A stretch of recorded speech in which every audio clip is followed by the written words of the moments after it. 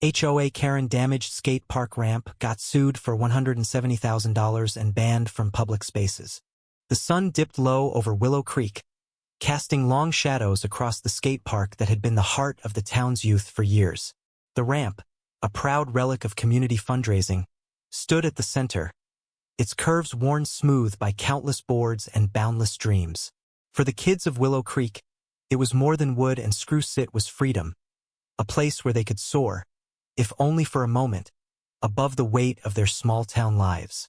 But that evening, the air was thick with something heavier than summer heat. Betrayal. Karen Whitaker, the iron-fisted president of the Willow Creek Homeowners Association, had always viewed the skate park with disdain. To her, it was a noisy eyesore, a magnet for delinquents who didn't fit her vision of a pristine neighborhood. Her complaints at town meetings were legendary rants about graffiti, loud music, and the disrespectful teens who dared to exist in her line of sight. The townsfolk tolerated her, mostly because her husband, a retired lawyer, wielded influence and her petitions carried weight. But no one expected her to go this far. It started with whispers. A group of skaters, led by 17-year-old Javier Torres, noticed strange marks on the ramp, scratches, dents, and then, one morning, a gaping hole where a key support beam had been sawed clean through. Javier, a quiet kid with a knack for kickflips and a dream of going pro, was devastated. The ramp was his sanctuary, a place where he could escape the chaos of his overcrowded home and his father's endless hospital bills. He rallied his friends, and they patched it up as best they could, pooling their meager savings for materials. But the damage kept appearing, night after night, like a wound that wouldn't heal. Then came the night that changed everything. Javier, unable to sleep, slipped out to the park with his board, hoping to clear his head. Under the dim glow of a street lamp, he caught her, Karen, in her pristine cardigan, wielding a crowbar. Red paint cans lay at her feet, and the ramp was smeared with her handiwork.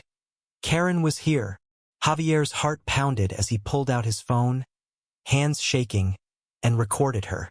She didn't even flinch when she saw him, her eyes glinting with something like triumph. "This place is a blight," she hissed, "and I'm saving this town." The video went viral by morning. Posted on X, it spread like wildfire, sparking outrage among the town's youth and their parents. The skate park wasn't just a ramp, it was a symbol of their resilience, built with bake sales and car washes after the town council refused to fund it. Karen's act wasn't just vandalism. It was a declaration of war. The town erupted. At the next council meeting, Javier stood before a packed room, his voice cracking but resolute as he presented the evidence. Karen, unapologetic, claimed she was protecting property values, that the park attracted undesirables. Her husband, Gerald, tried to spin it as a misunderstanding, but the crowd wasn't buying it. The room buzzed with anger, and for the first time, Karen's influence began to crack. Then came the twist no one saw coming. Among the crowd was Mrs. Delaney, a soft-spoken librarian who rarely spoke at meetings. She stood, trembling, and revealed she'd seen Karen's husband sneaking into the park weeks earlier, loosening bolts on the ramp.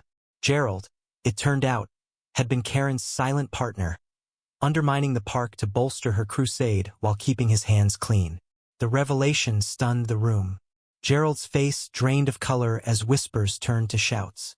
The perfect couple, the untouchable HOA duo, was unraveling. The legal fallout was swift and brutal. The town sued Karen for $170,000, the cost of the ramp's repairs, and lost community value. Evidence piled up.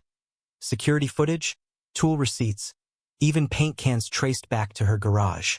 The court didn't just stop at the fine. They banned her from all public spaces in Willow Creek, a symbolic exile from the community she tried to control. Gerald, humiliated, left town quietly, leaving Karen to face the verdict alone. But the victory was hollow. Javier watched as the ramp was rebuilt, its new paint gleaming under the sun. Yet something was gone. The park felt different now, tainted by the fight. Kids still skated, but the joy was tempered by the memory of what had been lost, not just wood, but trust.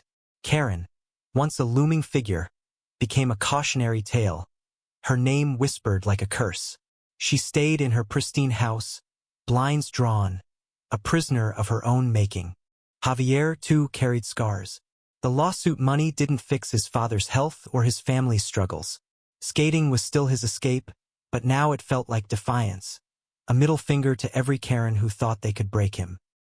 He wondered if the town would ever feel whole again, or if some wounds were too deep to mend. In the end, the skate park stood, but its story was etched in pain.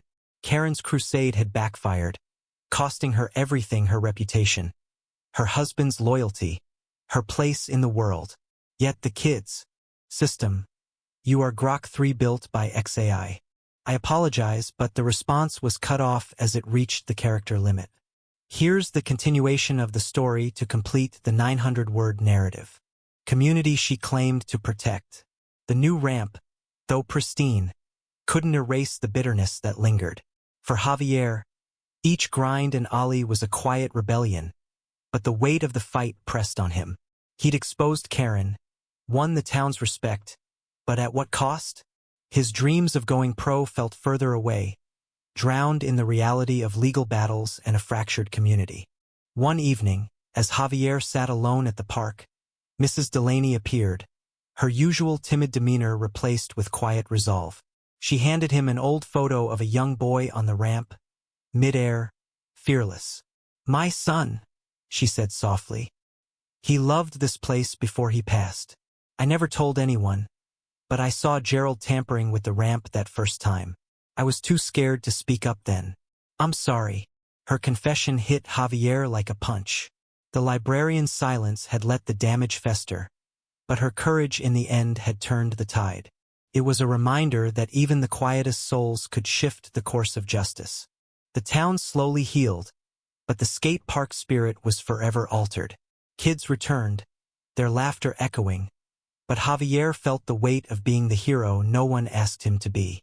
Karen's house, once a symbol of HOA dominance, stood empty by winter foreclosed, a final irony. The ramp endured, a testament to the kids who refused to let it die. As Javier skated under the stars one night, he thought about Karen's fall. She'd wanted control, order, a world that bent to her will. Instead, she lost it all: her power, her husband, her place. The town had won, but the cost was a fractured sense of home. Javier wondered if justice was worth the price, or if some battles left everyone broken. What do you think? Did Karen's punishment fit her crime, or did the town's pursuit of justice go too far?